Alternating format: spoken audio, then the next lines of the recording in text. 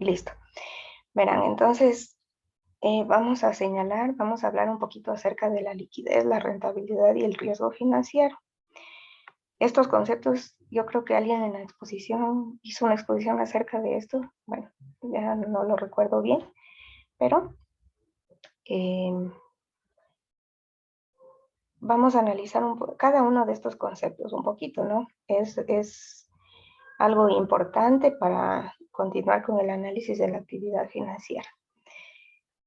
Bueno, solo vamos a analizarlo. A ver, ¿por qué me sale esto? Tiene que salir la demás.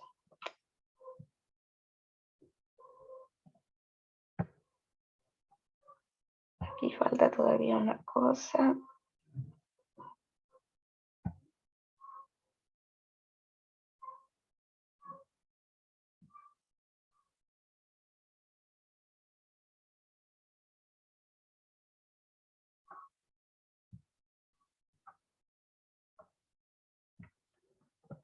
A ver, no se actualiza esto, solo denme un momentito.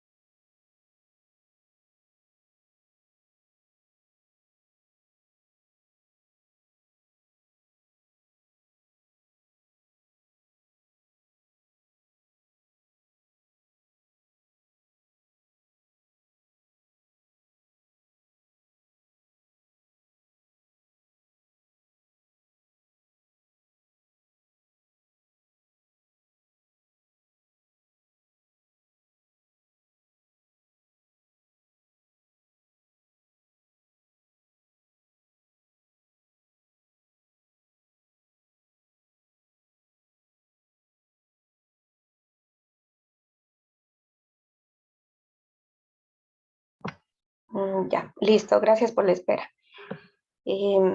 Este es esta es la presentación correspondiente, ¿no? Bueno, entonces, como les decía, vamos a analizar un poquito acerca de lo que es la liquidez, la rentabilidad y el riesgo financiero. Temas que son súper importantes al hablar de la actividad financiera de un país, ¿no? Entonces, bueno, vamos a empezar con el concepto de liquidez. Tal vez alguien conoce a qué hace referencia la liquidez. Pueden escribir sus respuestas al chat. Vamos recogiendo algunas ideas principales acerca de lo que es la liquidez. ¿A qué se referirá liquidez? Si alguien quiere participar a través del micrófono, también puede hacerlo, pero si es que desean escribir en el chat, pueden hacerlo también.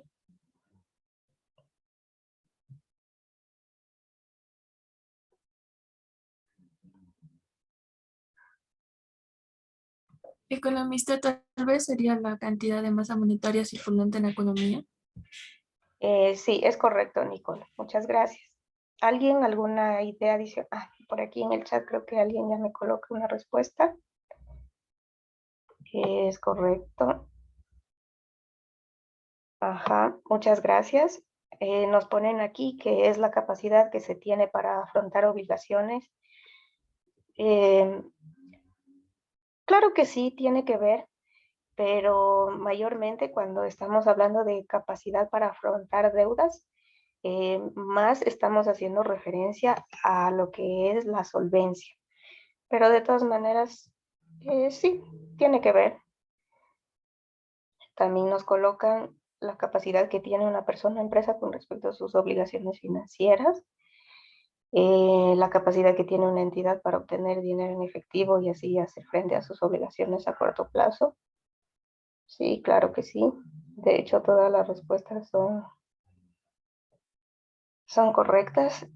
Por aquí tenemos otra aproximación que dice que se puede decir que es la capacidad de un activo de convertirse en dinero en el corto plazo sin necesidad de reducir el precio.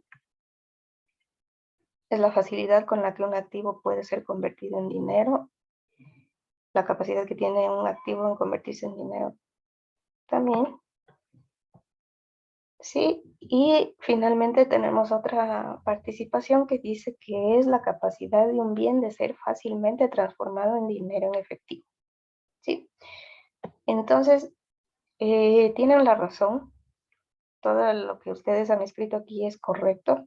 Sí, entonces de primera mano, un concepto fácil acerca de lo que es la liquidez es que esta hace referencia a la facilidad con la que un activo se puede convertir en dinero, ¿sí? O también la capacidad, la facilidad que tiene un activo de por aquí tenemos ya un concepto más, la rapidez o la facilidad con la que un activo puede venderse o intercambiarse por otro activo, ¿sí?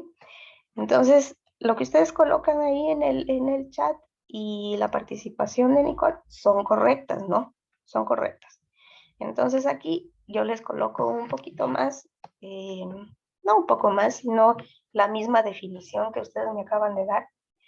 Entonces la liquidez, o cuando hablamos de grado de liquidez de un activo financiero, estamos hablando de que ésta se da por la posibilidad de convertirlo en dinero efectivo, de forma rápida, certera y sin pérdidas. ¿Ya? Estas son características importantes. Estas partes de rápida, cierta y sin pérdidas, ¿no? Eso cuando estamos hablando del grado de liquidez de un activo financiero. Entonces, cuando un activo financiero se convierte en dinero en efectivo con esas características, ¿no? De forma rápida, cierta y sin pérdidas, entonces ahí estamos hablando de liquidez, del grado de liquidez. O lo que ustedes también colocaron a través del chat, que se puede interpretar como la rapidez con la que un activo puede venderse o intercambiarse por otro activo. ¿Ya? A eso hace referencia entonces la liquidez. ¿Sí? Que es un concepto ligado con lo de solvencia, sí, totalmente lo es. Uh-huh. Entonces, bueno, de eso ya vemos más adelante, ¿no? Pero de momento vamos a ver el desglose de estos conceptos, liquidez, rentabilidad y riesgo, ¿no? Entonces, primerito, lo que es liquidez. Entonces, hasta este punto creo que todos lo tenemos claro, ¿no? Entonces, es la capacidad que tiene un activo para convertirse en dinero en efectivo. O también la facilidad con la que puede venderse o intercambiarse por otro activo. ¿Ya? Son cosas sinónimas.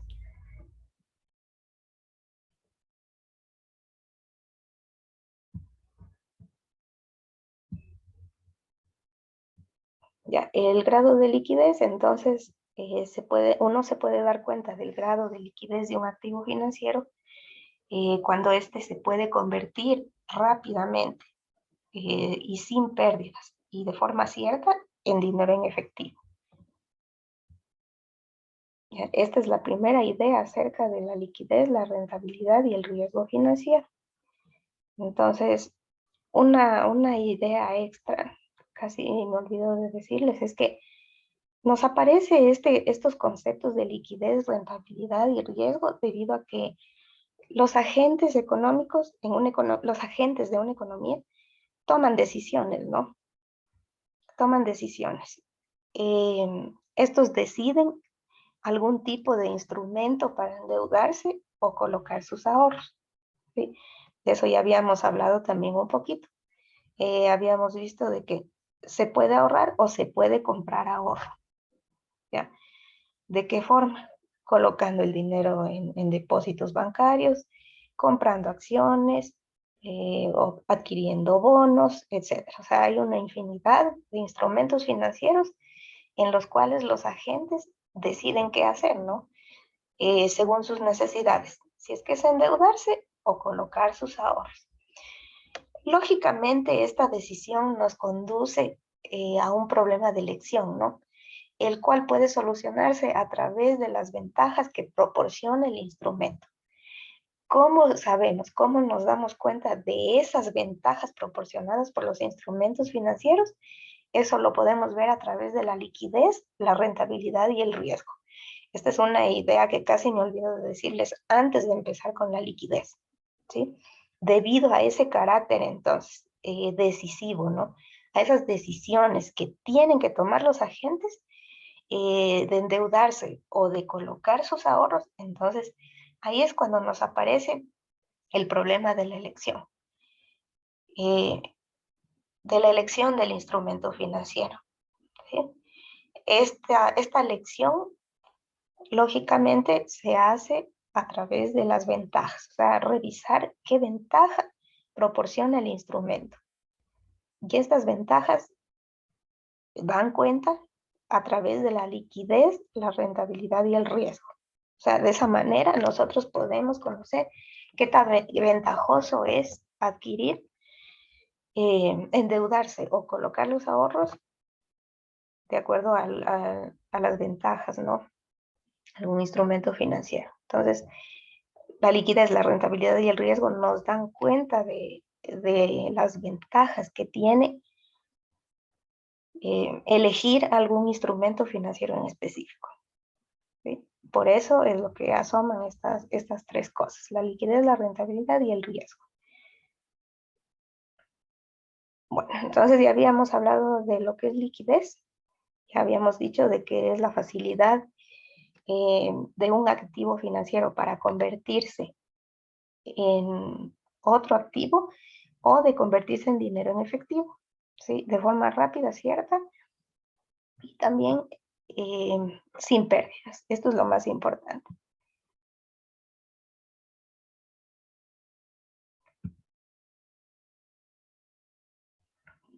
Entonces ahora tenemos otro concepto que es el de la rentabilidad. Este es un poquito más largo debido a que se desglosa en unos subtemas, se podría decir así. Entonces tenemos lo que es la rentabilidad. Este concepto, en cambio, hace referencia al rendimiento que proporciona a su propietario, ¿no? La rentabilidad de un instrumento hace referencia al rendimiento que proporciona su propietario. Eso como primera cuestión.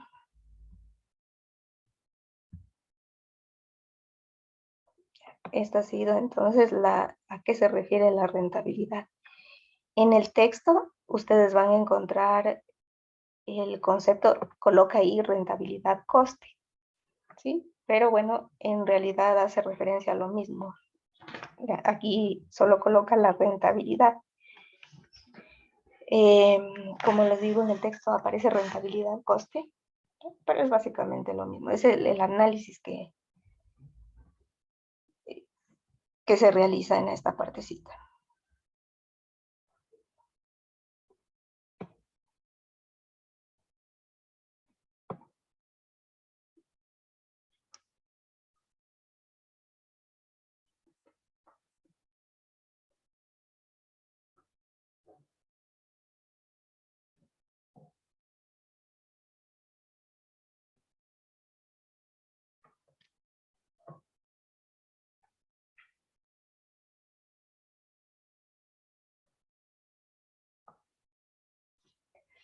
Ya, entonces a eso hace referencia la rentabilidad de un instrumento, ¿no?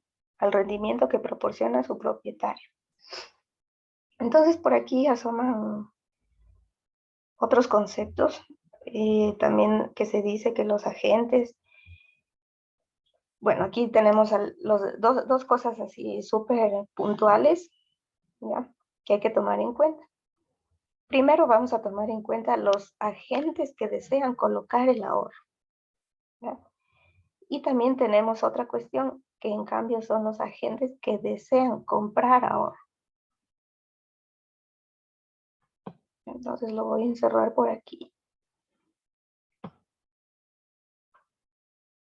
¿Ya? En el primer caso estamos hablando de colocar ahorro. Y en el segundo caso, en cambio, estamos hablando de comprar ahorro. ¿Sí? Entonces, en esta parte, los agentes que desean colocar el ahorro para adquirir instrumentos financieros eligen entre uno u otro en función del rendimiento de cada uno de ellos. Entonces, aquí para colocar el ahorro, por ejemplo, queremos adquirir acciones de una empresa o tal vez colocar el dinero en una cuenta bancaria a plazo fijo. Entonces ahí lo que nosotros haríamos es revisar el rendimiento que nos proporcionan esos instrumentos financieros. Sí, eso es lo importante en esta parte, cuando deseamos colocar el ahorro. En cambio, en el segundo punto, el agente que desee comprar ahorro, ¿tá?, para financiar algún proyecto de inversión, elegirá un instrumento en función de su coste. De ahí el nombre que les decía, rentabilidad-coste, ¿no? Es porque hacemos un doble análisis según nuestras necesidades. Si vamos a colocar ahorro, nos fijamos en el rendimiento del instrumento financiero.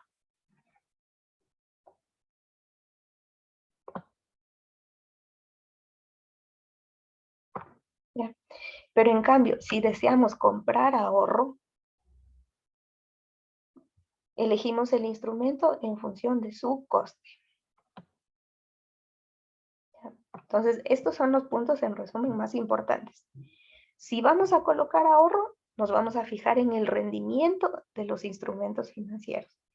Pero si vamos a adquirir ahorro, si vamos a comprar ahorro, en cambio nos vamos a fijar en el coste. ¿Sí? Y aquí les pongo, bueno, los ejemplos para que ustedes se puedan dar cuenta, ¿no?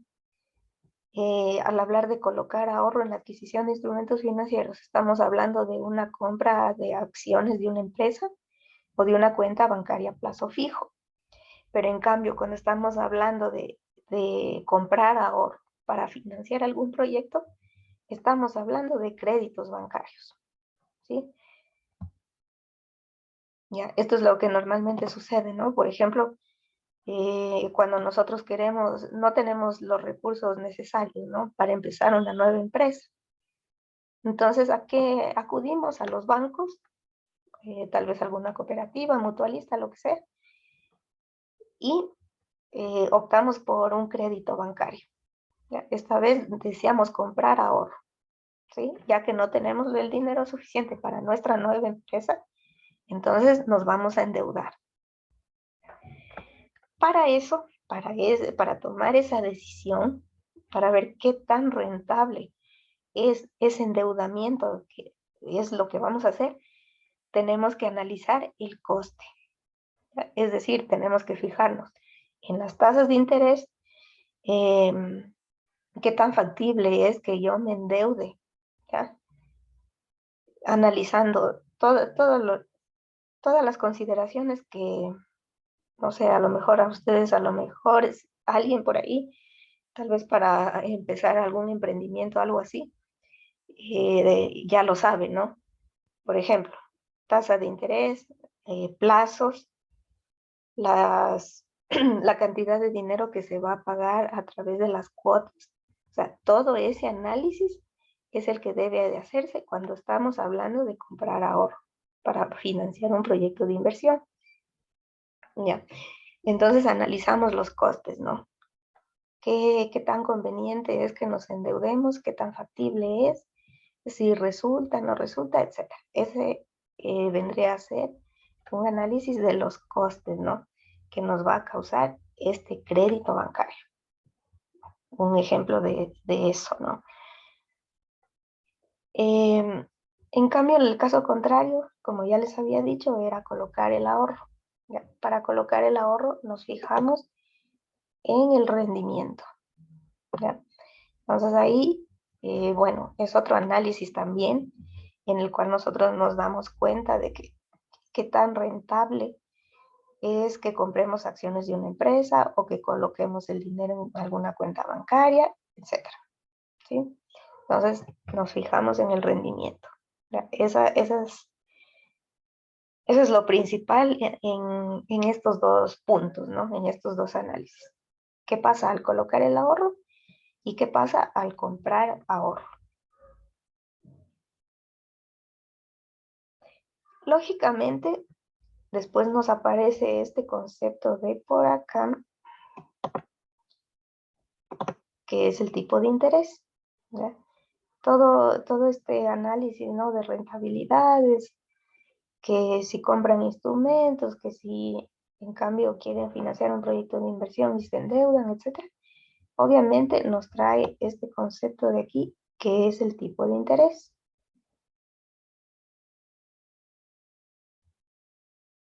¿Ya? ¿Qué es el mejor indicador de rentabilidad-coste de un instrumento financiero?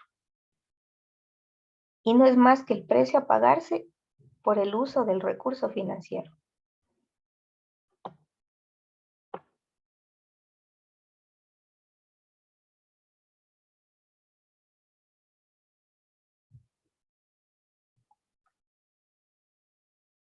¿Ya? Entonces, siempre que hablemos de este tema en general, de la rentabilidad-coste, el mejor indicador es el tipo de interés. ¿Ya? El indicador de la rentabilidad-coste es el tipo de interés. ¿Ya? Recuerden que cuando estamos hablando de créditos, de acciones, de cuentas bancarias, etcétera, va a aparecer ligado a esos conceptos el tipo de interés, ¿sí o no? Siempre va a ser así. En función del tipo de interés, nosotros podemos determinar si es que hay rendimiento.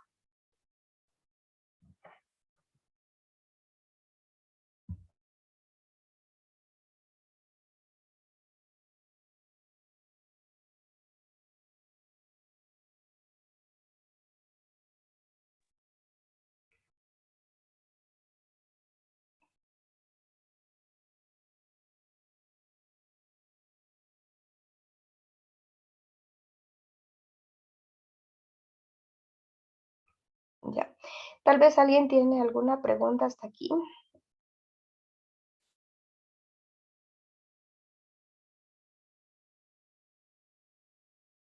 O tal vez quiera añadir una idea adicional acerca de lo que es el tipo de interés.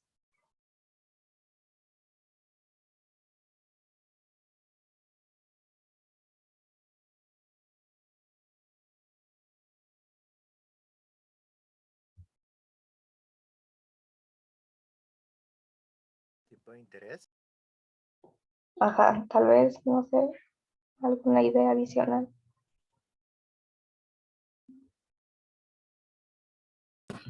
Que debe ser mayor a la inflación. El tipo de interés. O sea, porque si no el interés real, o sea, sería negativo si es que Claro, se habla del real. sí, sí. Ajá, correcto. Entonces, de ahí también van a surgir esos temas que dice Anthony, ¿no? Interés nominal e interés real, ¿sí? Entonces, obviamente, eh, gracias Anthony, ¿no? También hay que tomar en cuenta ese tipo el tipo de interés, ¿no? O sea, tomando en cuenta lo que es la inflación, como también descontando lo que es la inflación, ¿no? Eso también es un factor decisivo para ver si es que hay rentabilidad-coste en un instrumento financiero. Ya, todas esas cosas tienen, obviamente, tienen que ver, ¿sí? Tienen que ver. Em, cuando estamos hablando, cuando incluimos el factor inflación, ¿no? Entonces, eso también es súper importante, ¿no? Entonces, estas ideas recordar. La primera, bueno, en realidad la primera, que sería el concepto de lo que es la rentabilidad coste de un instrumento. Entonces, eso hace referencia al rendimiento que proporciona su propietario. La segunda, los agentes que deseen colocar su ahorro para adquirir instrumentos financieros, lo hacen, eligen estos instrumentos financieros en función del rendimiento. En cambio, los que desean comprar ahorro, como por ejemplo endeudarse, adquirir un crédito bancario para empezar algún proyecto, tienen que fijarse en el coste. ¿Ya? Para elegir el instrumento, tienen que hacerlo en función de su coste. ¿Ya? Entonces, estas cosas se hacen mediante un análisis, ¿no? No es así nomás. O sea, tendríamos que ver qué tan rentable es, ¿sí? Si nos rinde o no nos rinde, en el caso de que deseemos colocar el ahorro, pero en el caso de que deseemos comprar ahorro, tenemos que analizar el coste, ¿sí? Como les decía, ligado a eso nos aparece el tipo de interés, ¿ya? Que es el indicador por excelencia de la rentabilidad coste de un instrumento financiero, ya que hace referencia al precio que se paga por usar el recurso financiero. Entonces aquí el tipo de interés nos da cuenta de la siguiente cuestión. Entonces les voy a anotar por aquí para que se puedan dar cuenta. Voy a ponerlo por acá. El tipo de interés. ¿Ya? Según el tipo de... según lo que suceda, ¿no? El tipo de interés constituye lo siguiente, ¿ya? O mejor dicho, muestra lo siguiente. Demuestra la rentabilidad para quien posee el instrumento financiero, ¿ya? Y también puede demostrar el coste para quien emite el instrumento financiero. O sea, el tipo de interés muestra las dos cosas, nos hace dar cuenta de las dos cosas, de la rentabilidad o del coste. Rentabilidad para los que poseen los instrumentos financieros y coste en el caso de quien emite el instrumento financiero.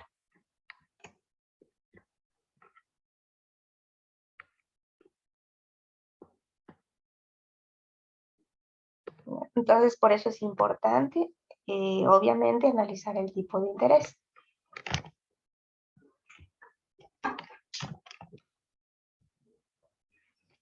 Ya, eso es lo que normalmente se hace en el sistema financiero, ¿no? Por ejemplo, los bancos analizan, claro que el Banco Central establece ciertas tasas de interés, ¿no? Entonces, los bancos dirán, bueno, voy a otorgar créditos a ciertas tasas de interés para el sector, el segmento consumo, para el segmento vivienda, etcétera, ¿sí? Pero, obviamente, para colocar esto, ya lo había dicho, tiene que hacer referencia al tipo de interés, porque a través de los intereses, del tipo de interés, de ahí se puede deducir si es que hay rendimiento o si no lo hay.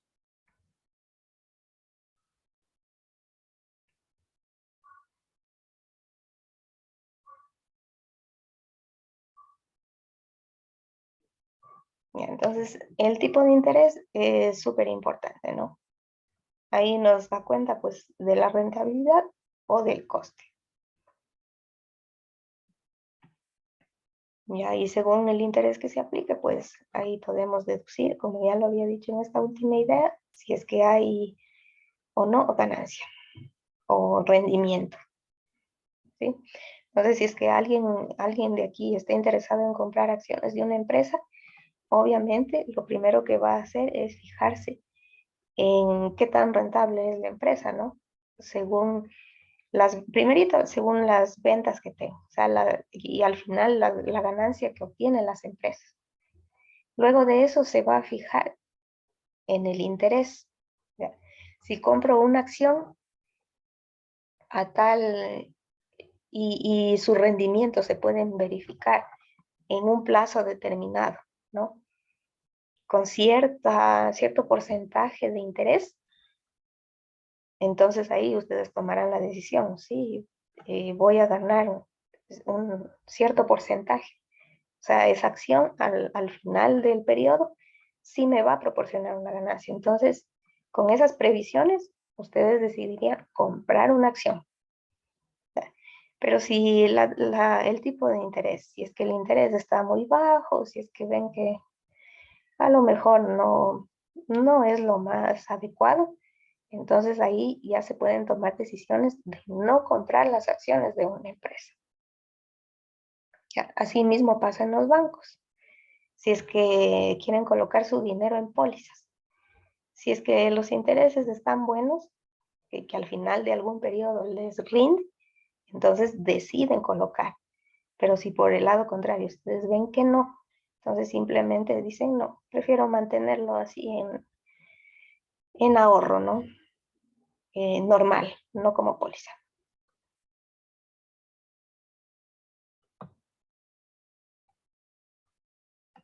A ver, vamos a ver en el chat.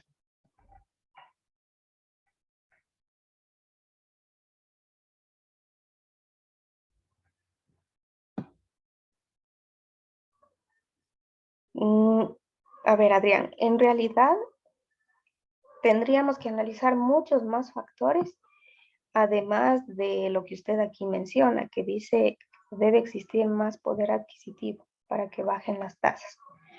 Entonces, en realidad, tendríamos que analizar no únicamente la inflación, si bien es un factor importante, pero yo creería que también hay que analizar muchos más factores, como por ejemplo, obviamente la liquidez, la emisión de dinero. ¿Algún otro factor? A ver. Esos son los que de primera mano se me ocurren en estos momentos, ¿no? Entonces, eh, aquí Adrián plantea una pregunta que se lo voy a leer para todos, ¿ya? Entonces, él está diciendo, y los intereses que se establecen en un país tiene que ser considerados según la inflación y realidad de cada país, como lo mencionó antes. Ahora bien, ¿qué debe suceder para que se modifiquen las tasas de interés?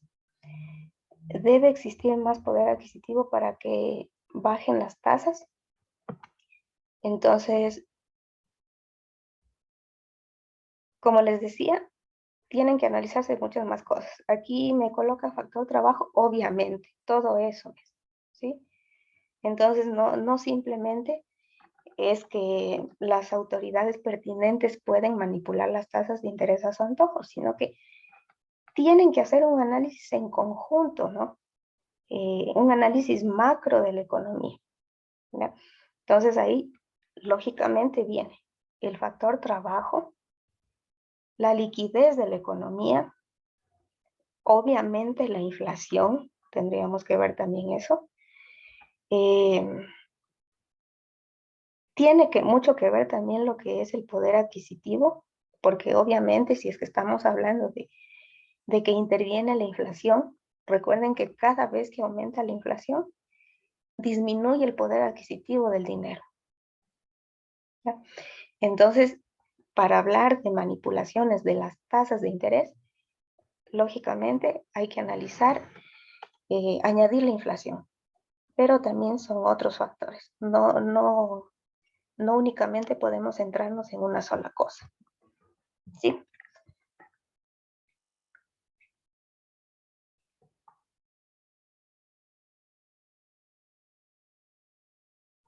A ver, estoy pensando en algo más acerca de esto.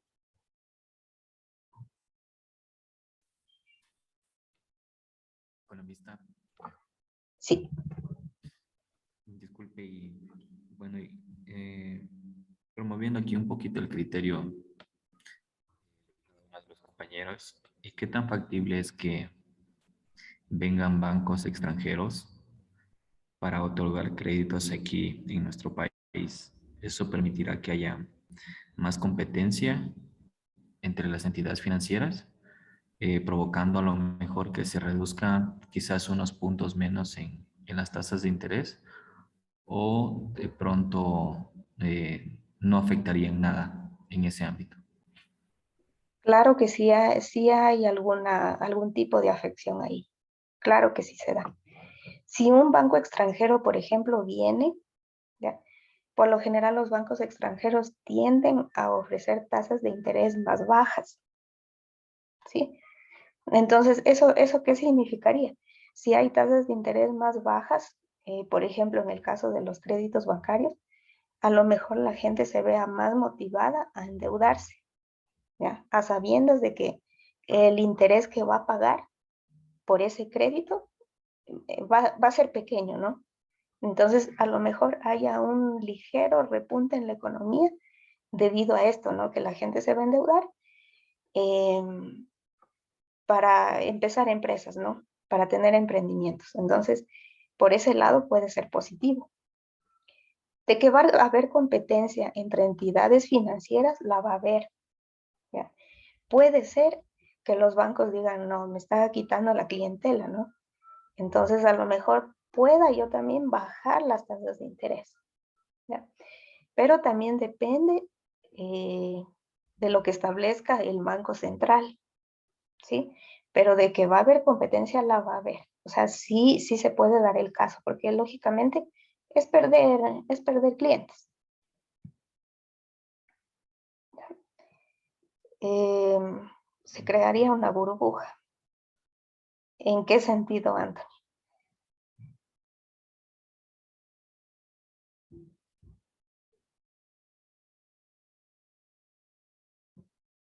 ¿Nos puede explicar No tal vez? depende, no, o sea, depende, o sea, si es que llega, por ejemplo, las personas que tienen, digamos, no pueden pagar el crédito, a pesar de todo, digo.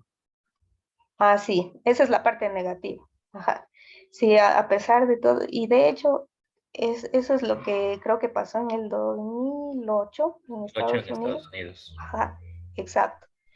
Ahí, O sea, los bancos, digamos, al bajar las tasas de interés, como que ya empiezan a hacer crédito, digamos, préstamos más riesgosos, a eso me refería. sí, totalmente. Ajá. Y de hecho, eso puede llevar a esa crisis financiera, ¿no? O sea, hay tasas de interés más bajas, ¿ya? Sobre todo en los segmentos más importantes. ¿Qué sería el más importante? Vivienda, por ejemplo. El que menos quiere tener casa propia.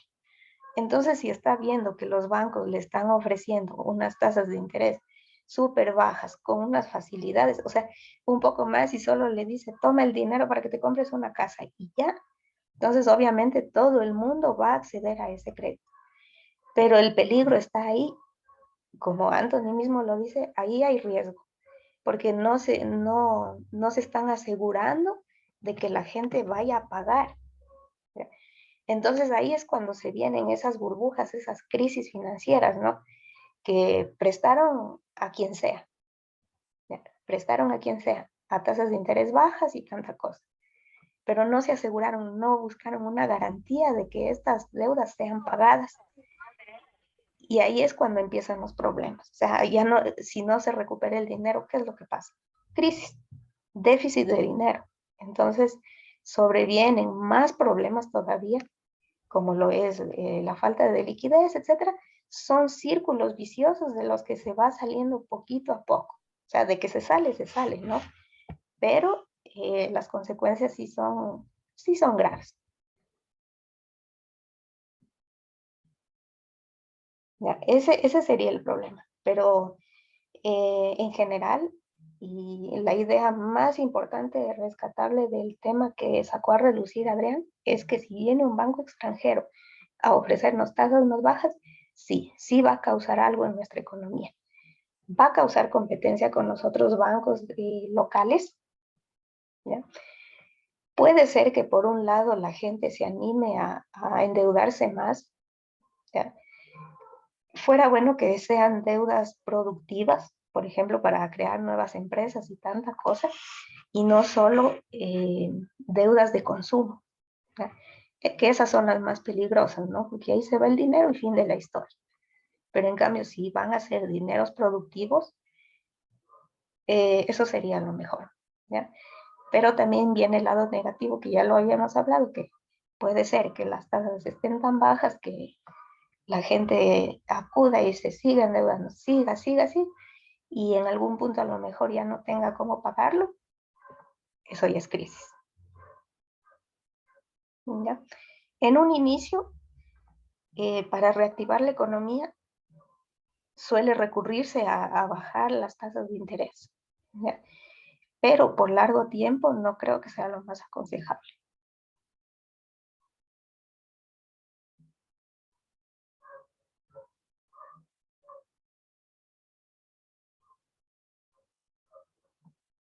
Ya, entonces, eso, fíjense nomás, para lo que pasa cuando estamos hablando del tipo de interés.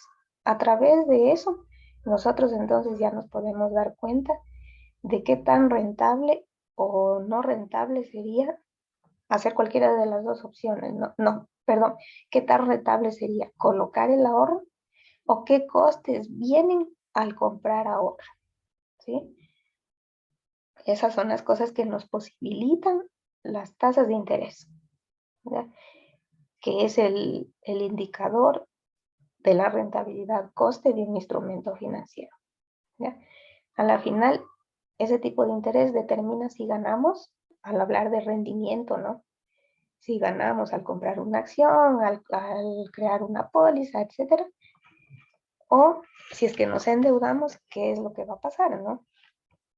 Si es que tal vez la tasa de interés está muy alta, a lo mejor las cuotas que paguemos también no van a ser las mejores, van a ser muy altas frente a lo que eh, ganaríamos, ¿no? Sobre todo si estamos hablando de empezar una empresa, ¿ya? Recuerden ustedes que cuando se tienen, eh, cuando se empieza una nueva empresa, las utilidades por lo general empiezan a asomar al 5.º año. Entonces, por eso es que hay que analizar qué tan factible es endeudarse, ¿ya? Si se va a poder cubrir la deuda, si se va a poder cubrir la deuda y, bueno, lógicamente después recuperar la inversión y finalmente obtener las ganancias. Entonces, todo eso, ese análisis es súper importante de hacer, ¿sí? Entonces, esto les hablo no únicamente a nivel micro, sino a nivel macroeconómico también, ¿sí? Recuerden que eh, cuando estamos hablando de la economía de un país, esto también aplica, ¿no? Entonces, de ahí es lo que salen esos conceptos, por ejemplo, la compra de bonos, la adquisición de letras del tesoro, bueno, no sé qué cosas nomás que datan en el texto y que, bueno, eventualmente a lo mejor lo escucharon en la materia de macroeconomía, ¿sí? Esos entonces son estos conceptos más importantes acerca de la rentabilidad coste.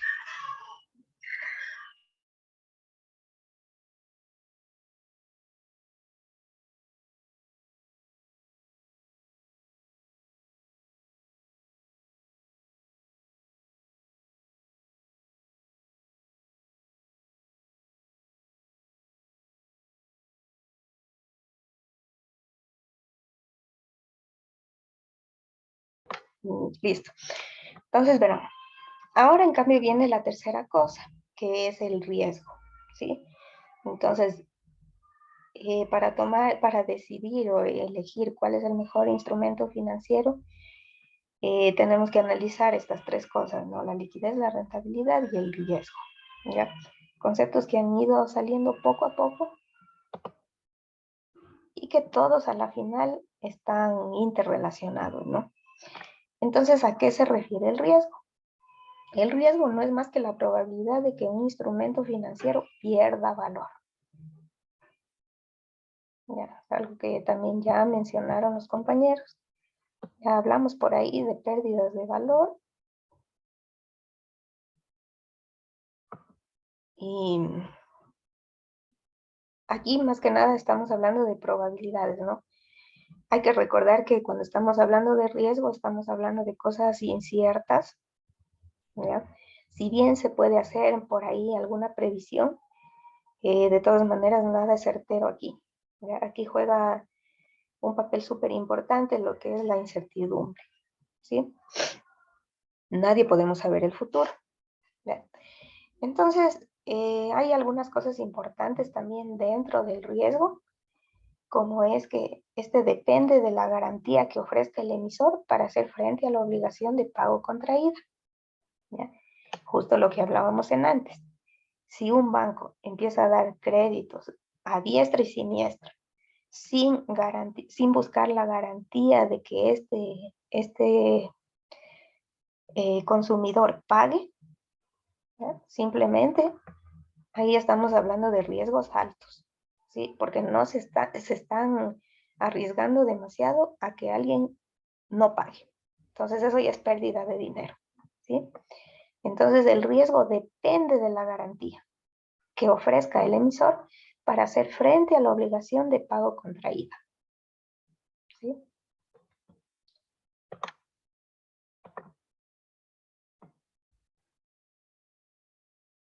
Ya, es por eso que los bancos,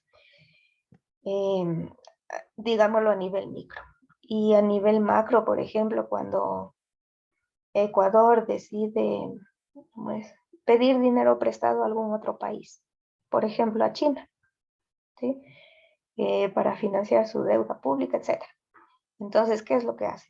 Tiene que lógicamente ofrecer algo en garantía, poner algo en garantía.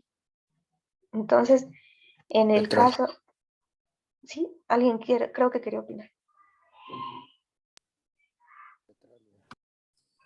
Por lo general, en los países en vías de desarrollo, lo que se pide es la materia prima. Correcto. Esa es la primera cosa. Sí, totalmente. Entonces, en el caso de China, ¿qué es lo que le ha pedido Ecuador? El petróleo. ¿Ya? Entonces, esa es la garantía, sí es la garantía, es el modo de asegurarse que le pague el dinero prestado, que Ecuador le pague el dinero que China le ha prestado. ¿Ya? La otra modalidad que tiene la nación china de prestar dinero es que si es para inversión, se presta, pero que se utilice mano de obra de ellos. También, totalmente. Uh-huh. Es el caso de la minería, por ejemplo, ¿no? En esta minera, en Ecuacorriente, ahí trabajan bastantes chinos. O sea, ellos obviamente se llevan gran parte de las ganancias debido a que somos eternos deudores de ellos, ¿no? Pero aparte de eso, justo aparece lo que usted acaba de mencionar. Otra de las condiciones es que traen su propia mano de obra, a pesar de que también hay mano de obra ecuatoriana, ¿no? Pero por lo general suele suceder eso también. ¿Ya? Entonces ahí en Ecuacorriente, algunas veces que visité ese lugar, hay parte y parte, ¿no? O sea, sí trabajan ecuatorianos, pero también trabajan, al menos algunos jefes eran chinos, ¿ya? Y la maquinaria también era traída de China. Eso normalmente suele suceder, ¿no? Entonces, de esa manera, son formas de garantizar su dinero, ¿no? En otras palabras. Entonces, tenemos otra cosa importante también aquí en cuanto a los ahorradores. Hacen análisis comparativos de rentabilidad entre una amplia gama de alternativas. ¿Ya? Es súper necesario hacer un análisis de rentabilidad para saber qué es lo mejor. ¿Ya? Recuerden que aquí hablábamos de decisiones y elecciones. Entonces, para poder elegir el mejor instrumento, ¿no? Y el que obviamente conlleve menor riesgo, hay que hacer un análisis comparativo de rentabilidad.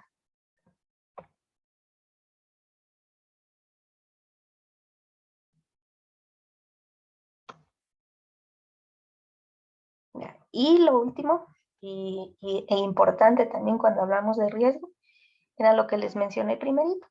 Aquí se habla de incertidumbre, porque nadie sabe lo que va a pasar en el futuro.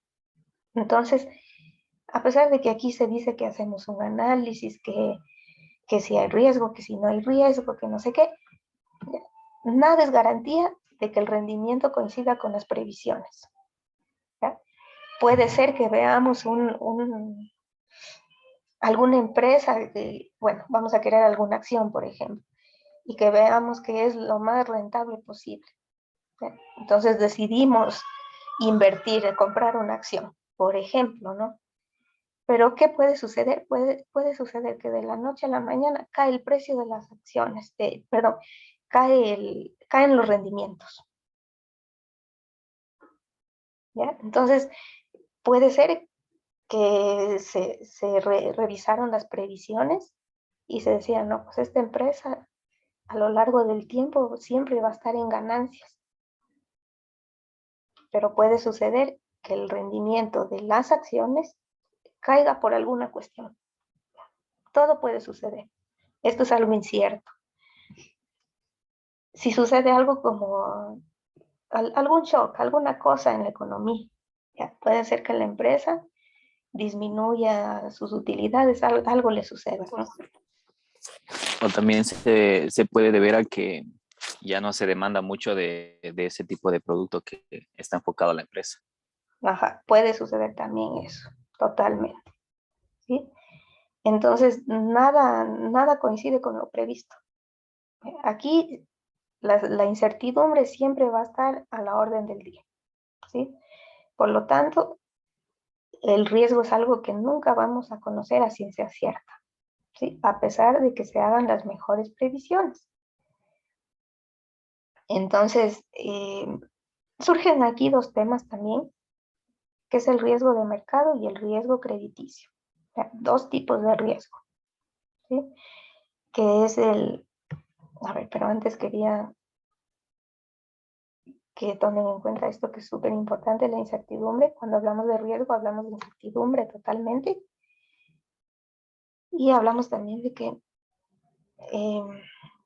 nada garantiza que el rendimiento coincida con las previsiones. ¿Ya? De la noche a la mañana las cosas pueden cambiar. Entonces tenemos el riesgo de mercado y el riesgo crediticio. El más fácil de recordar es el riesgo crediticio, ya que es la probabilidad de que una deuda no se pague. En cambio, el riesgo de mercado es la probabilidad de que se produzca una pérdida de valor a consecuencia de la bajada del valor de un título. ¿Sí? Entonces ahí, por ejemplo, cuando hablamos de riesgo de mercado, hablamos de las caídas en el valor de las acciones. ¿Ya? Eso es un ejemplo. ¿Ya? El riesgo de mercado es medible. Se puede hacer a través de varianzas o desviaciones típicas. Se lo puede medir así, de esa manera. De la distribución de los rendimientos o cotizaciones a lo largo de un periodo determinado. ¿Sí? Entonces, para saber si es que hay riesgo en el mercado o que se produzcan probabilidades de pérdida de valor, tendrían que analizar a través de la varianza o la desviación típica la distribución de rendimientos o cotizaciones en un periodo determinado. ¿Sí? Con eso más o menos ustedes ya se podrían defender y saber si se enfrentan o no a un riesgo, ¿no? Pero como les digo, esto es una aproximación, porque a la final riesgo va de la mano con incertidumbre, ¿sí? Ahora yo lo que les pregunto, ¿no? Ya hablamos de riesgo de mercado. Se puede medir a través de varianzas o desviación típica, ¿no? De la distribución de rendimientos o cotizaciones. Ahora, ¿cómo mediríamos el riesgo crediticio? ¿Alguien tiene tal vez alguna idea de cómo se hace esto? ¿O ha escuchado cómo se mide, cómo se clasifica o cómo se determina el riesgo crediticio?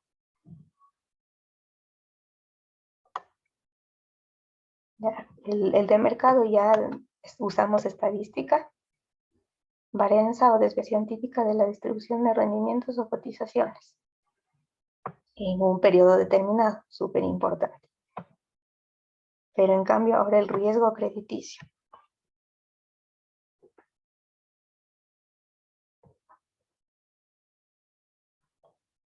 ¿Han escuchado algo como esto?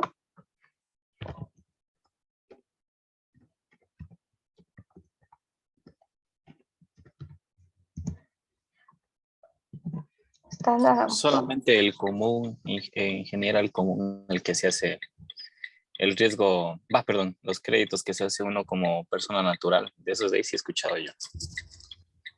Pero me imagino que tiene que tener algo muy parecido.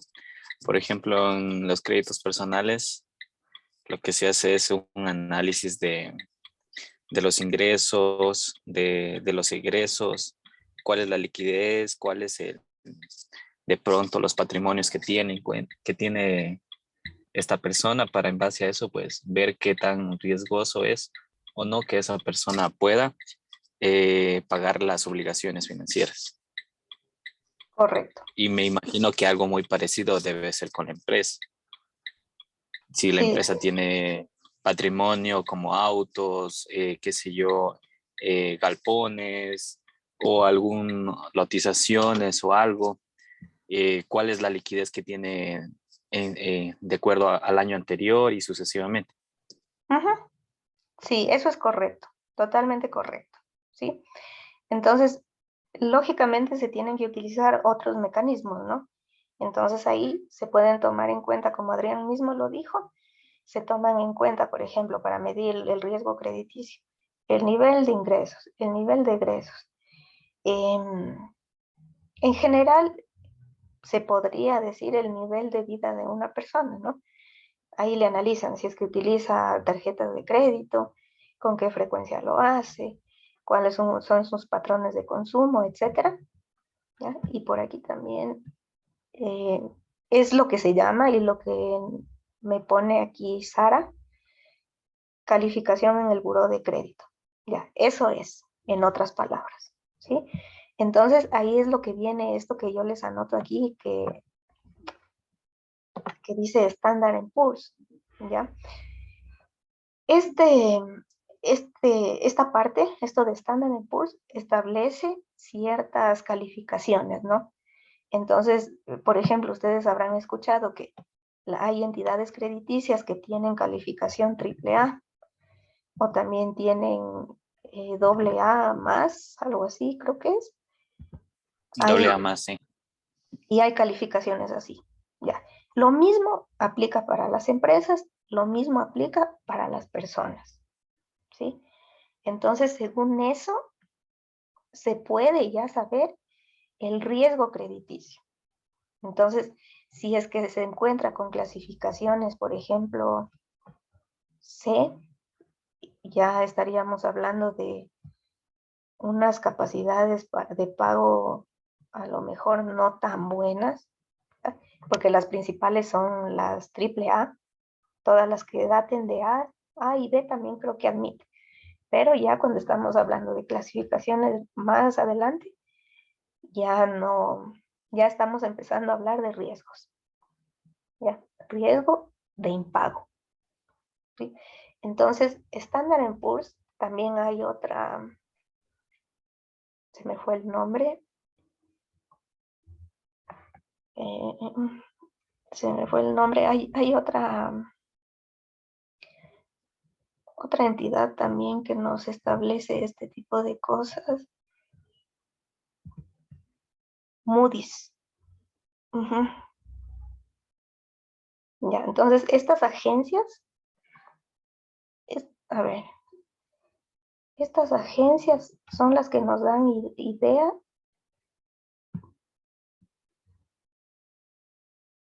son las que nos dan las ideas de estas clasificaciones, ¿no? O como comúnmente se le conoce, las clasificaciones en el buró de crédito. Adrián creo que levantó la mano.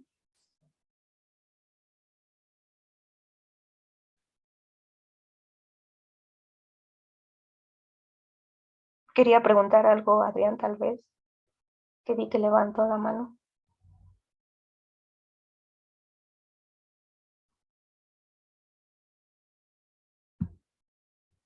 No, hay, Sí, con las entidades financieras también sean, no sean los más adecuados, es decir, los puedan falsificar.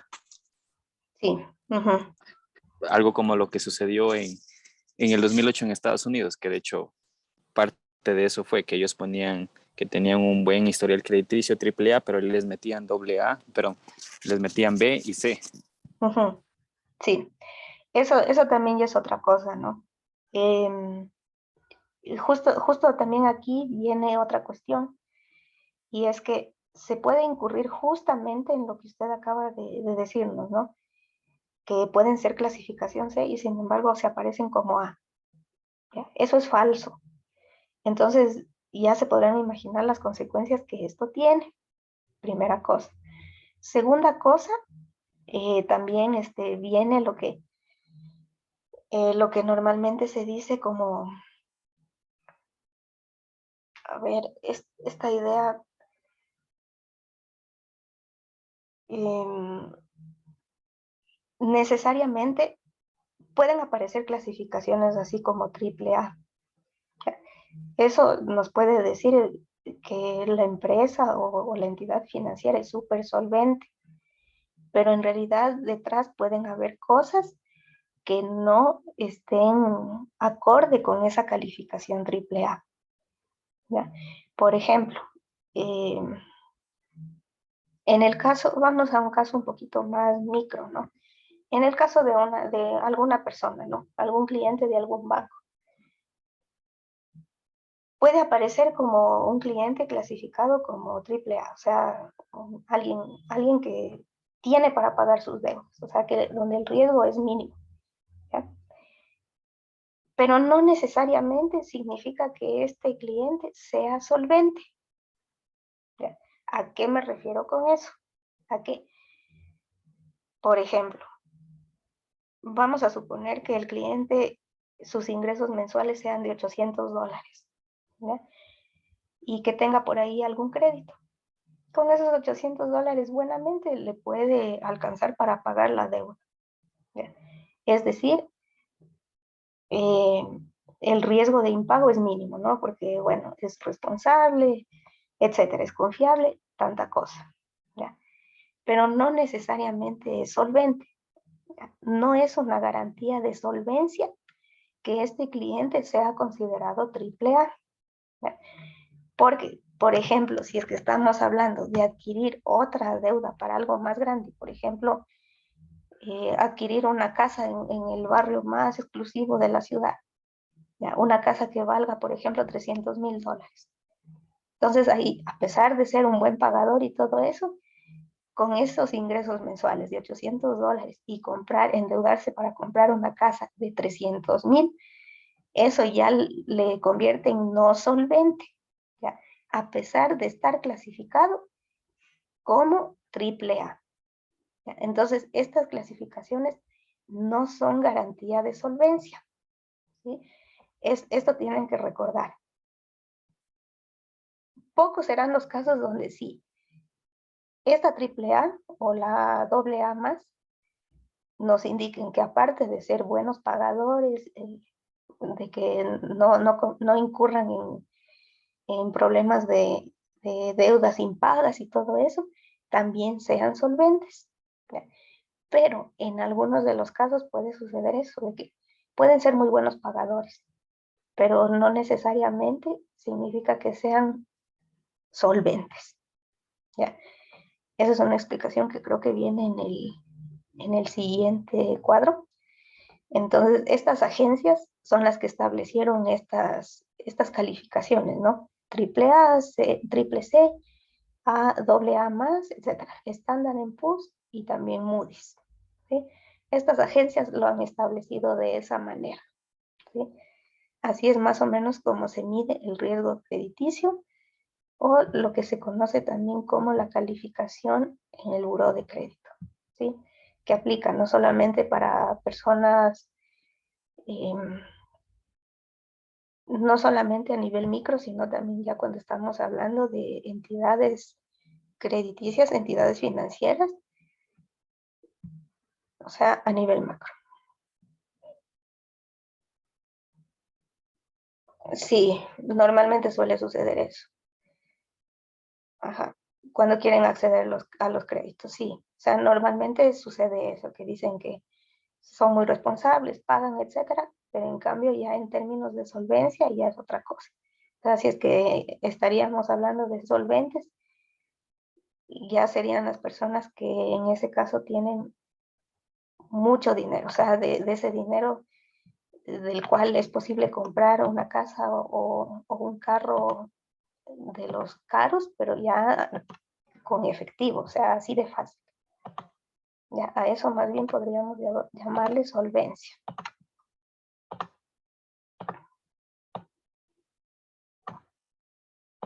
Ya, entonces, en resumen,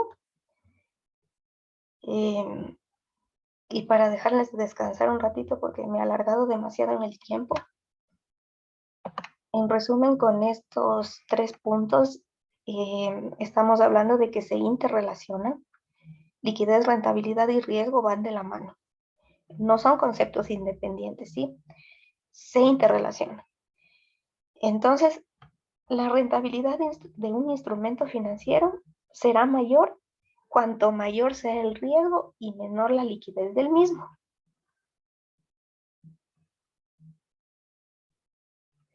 Entonces, para que un instrumento financiero sea considerado como muy rentable,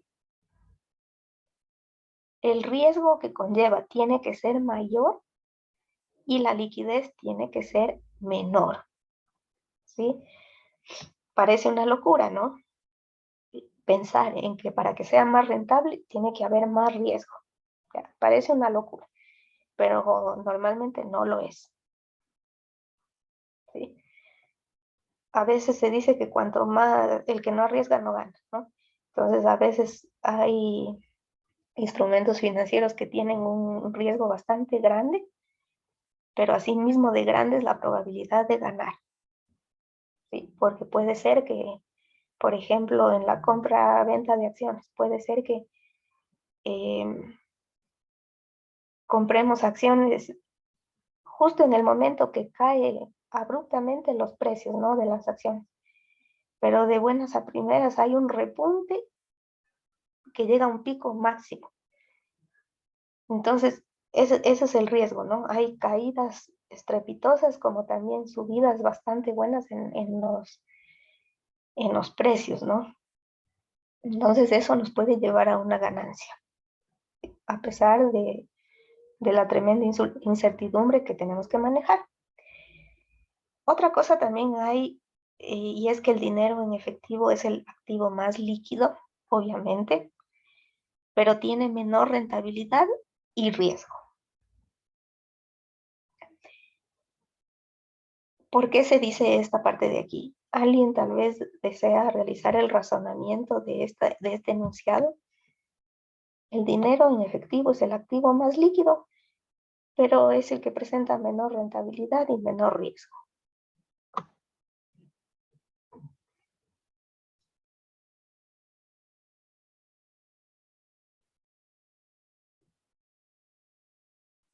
No es muy volátil, no, perdón.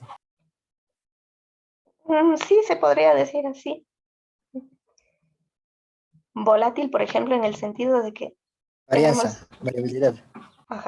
tenemos el dinero en mano y después ya nos gastamos en cuantas cosas. Ya, se va el dinero. Ya, entonces, por eso es que se dice que es el activo más líquido, ¿no? Porque siempre está en movimiento.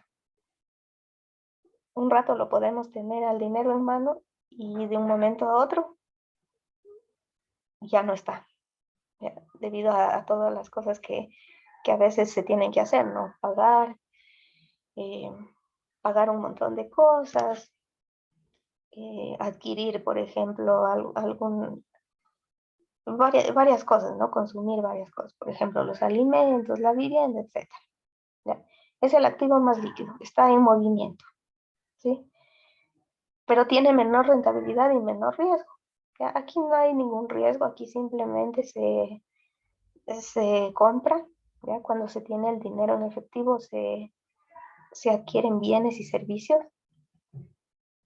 ¿ya? Y menor rentabilidad porque simplemente no aporta nada. O sea, se hacen las transacciones de compra-venta, pero nada más.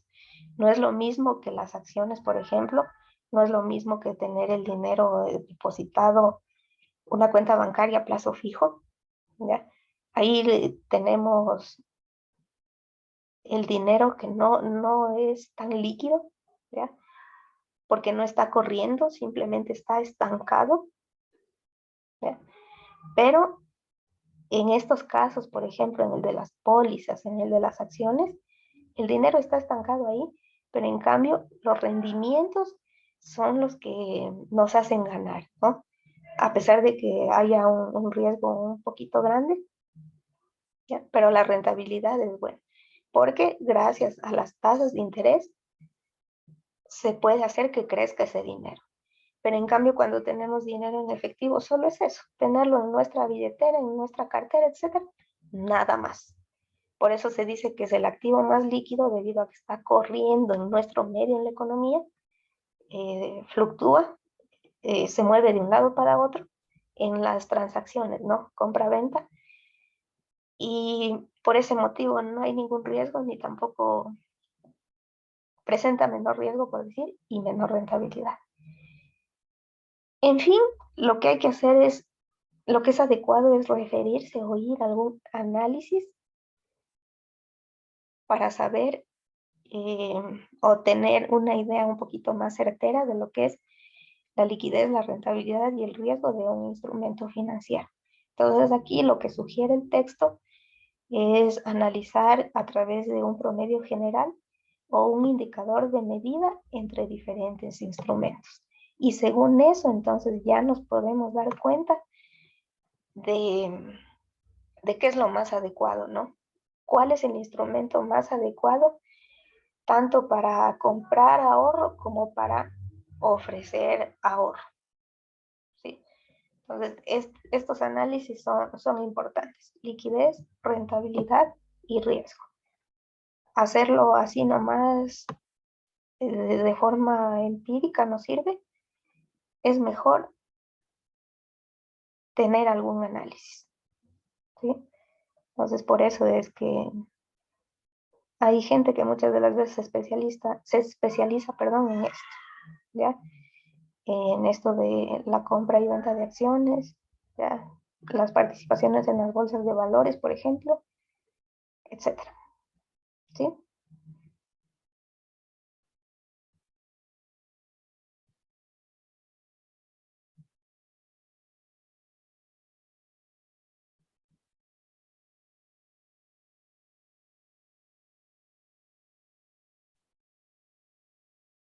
Ya. Idea importante aquí, que estos tres términos están interrelacionados. Ajá, sí, Adrián, los corredores de bolsa. O sea, son supuestamente gente que ya tiene entrenamiento en esto, ¿no? A través de análisis, bueno, aquí el sugerido pone en promedio general o indicadores de medidas entre instrumentos. Se supone que ellos son especialistas en estas cosas y saben lo que tienen que hacer, ¿no? En cambio, para los que no sabemos, simplemente sería revisar en el caso de comprar acciones, ¿ya?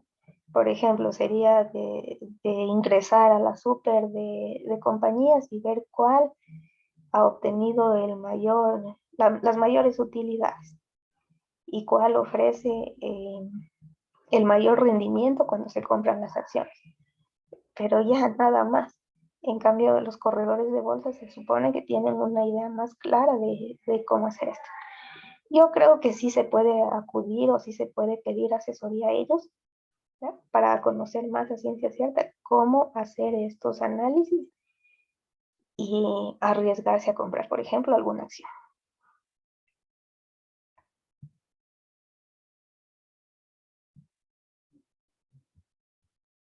Ya, y las empresas, la típica, las más rentables aquí en Ecuador, es la corporación favorita, es la Cervecería Nacional y La Universal también no es de Ecuador. sí, ajá, No sé si es que esa sea de las más rentables también, pero hay una clasificación donde están los primeros 5 puestos, o sea, a nivel de utilidades. Pero bueno, me supongo que sí, ¿no? Es grande. Ya, entonces, si alguien en algún punto desea comprar acciones, pues tendría que realizar más o menos ese análisis, aunque lo más recomendable sería pedir asesoramiento en la bolsa de valores, ya que sí creo que ofrecen asesorías o capacitaciones. Bien, entonces vean, estamos 12:28. El día jueves vamos a ver estos temas que se vienen, ¿no? Que es el ahorro financiero, situación financiera y un pequeño esquema que les va a aparecer aquí en este sentido, ¿ya? Entonces aquí ya se puede saber la situación financiera de un país, ¿sí? A través de estas cuentas, ¿ya? Esto se basa en algunas de las cuentas que aparecen en la contabilidad nacional también, ¿ya? Cuando estamos hablando de renta, consumo, ahorro bruto, formación bruto de capital.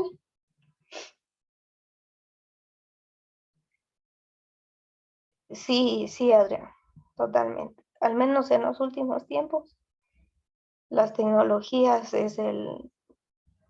son las empresas de repunte, ¿no?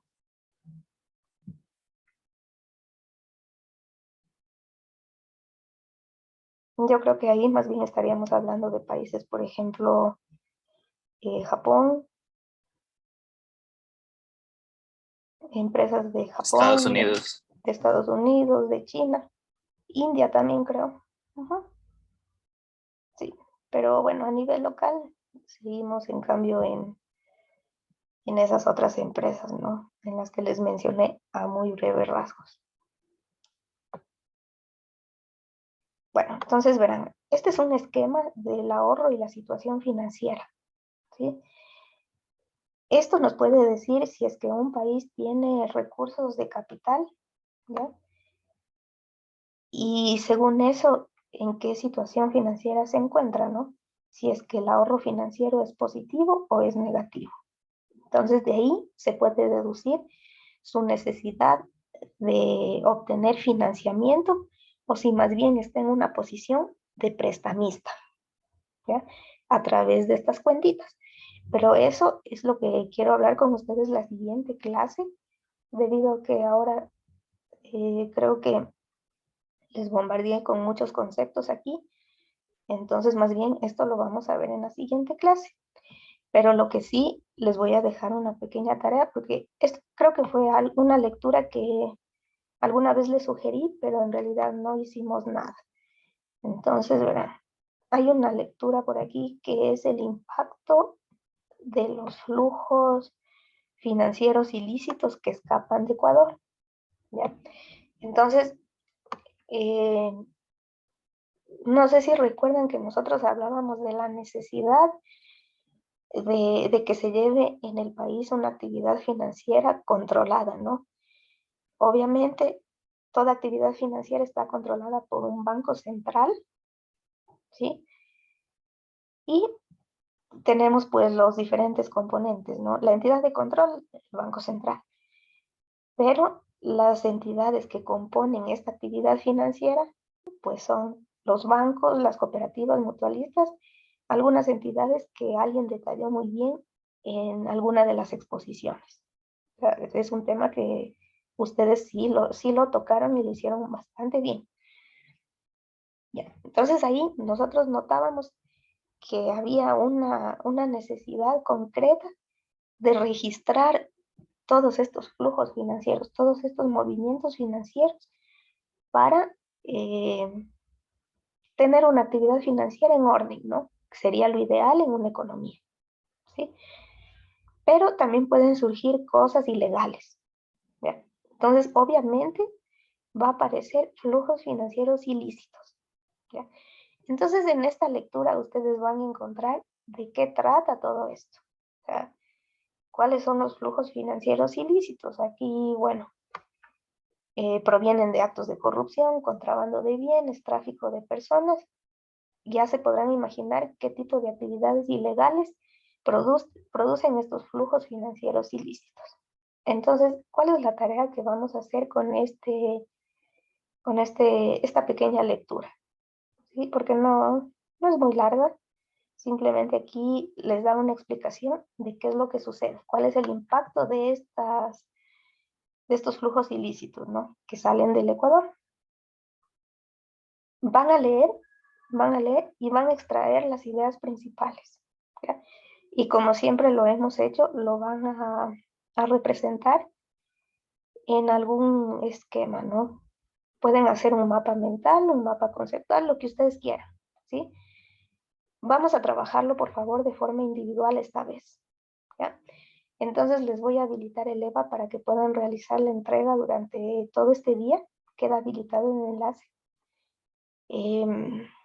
Lo van a hacer de forma individual.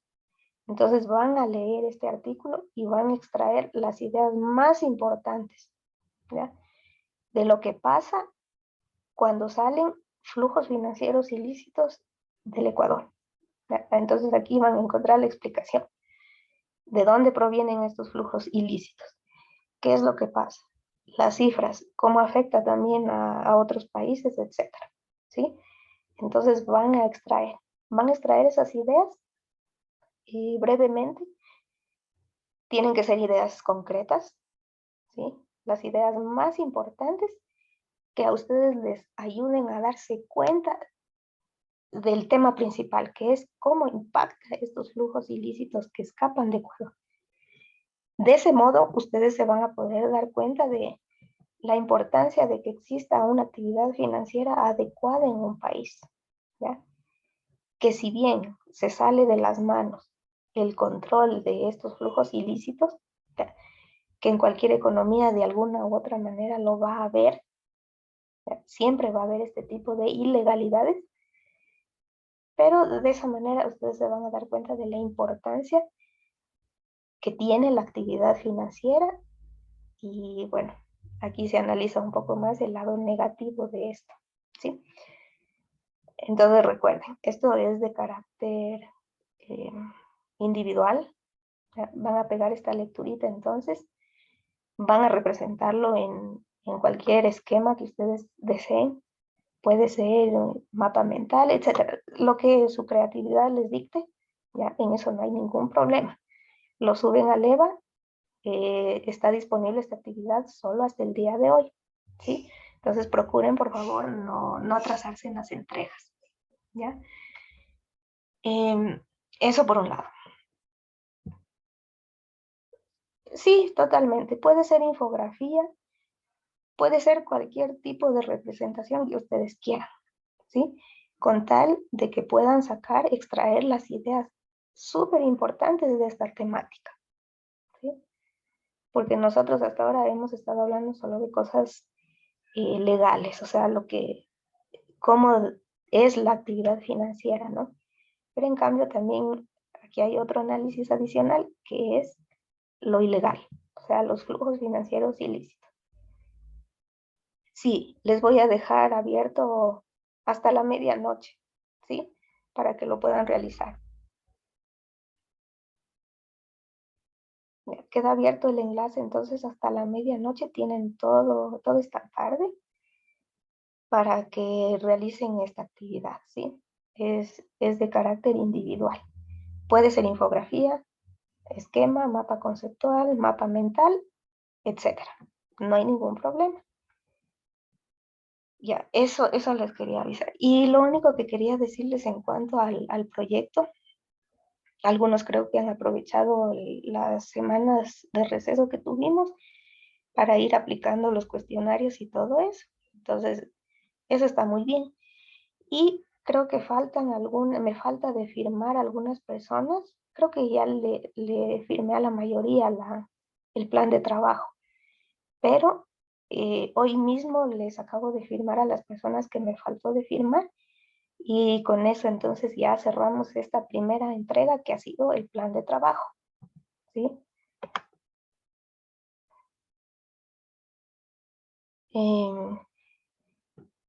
No creo que tenía, solo que, a ver, no me acuerdo si en la carpeta de Liliana estaba una subcarpeta que diga anexo C o algo, para que ustedes ahí puedan adjuntar. Pero si no está, podrían crear alguien si tienen acceso, claro, ¿no? No, bueno. Si es que alguien tiene acceso, yo creo que cualquiera lo puede hacer. Pueden crear a lo mejor una subcarpetita que diga anexo C y ahí colocar toditos los anexos, ¿no? Toditos los anexos C, ya específicamente para que Liliana los pueda revisar. Entonces, de esa manera creería yo que es lo más práctico y en orden, porque si es que en cambio ustedes lo colocan así todito de forma individual, así a lo largo de la carpeta, a lo mejor va a quedar ahí muy amontonado. Entonces, la primera cosa que se me ocurre en este momento es que cualquiera de ustedes pueda crear una sola carpetita que diga anexo C y ahí colocan ustedes todos los anexos C que ya contienen las firmas correspondientes, ¿sí? Es decir, los que ya están revisados y corregidos y todo y debidamente legalizados. Ya, porque igual Liliana creo que no especifica en qué parte hay que subir eso. Entonces, se me ocurre eso de momento.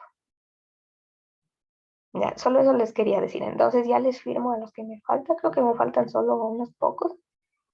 La mayoría creo que ya le firmé. A ver, eso sería nada más. Entonces, bueno, Dar el tienen, link,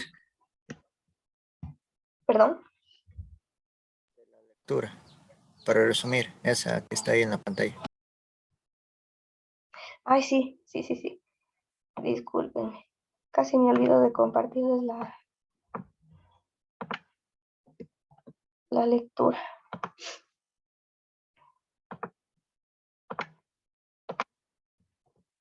Gracias por hacerme acuerdo.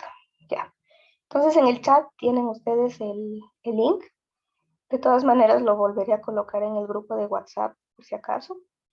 Y con eso ya podrían hacer entonces la tarea individual establecida para el día de hoy. ¿Sí? ¿Hay alguna duda o inquietud hasta esta parte?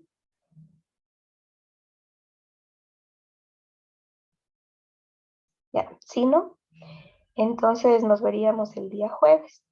Por favor, trabajen en esta tarea individual y también, por favor, les sugiero que igualmente vayan avanzando en sus proyectos, que yo creo que hasta el momento van bastante bien. Si tienen alguna duda, me la pueden comunicar y yo con mucho gusto les ayudo. Entonces nos veríamos de aquí en la siguiente clase y que tengan una buena tarde.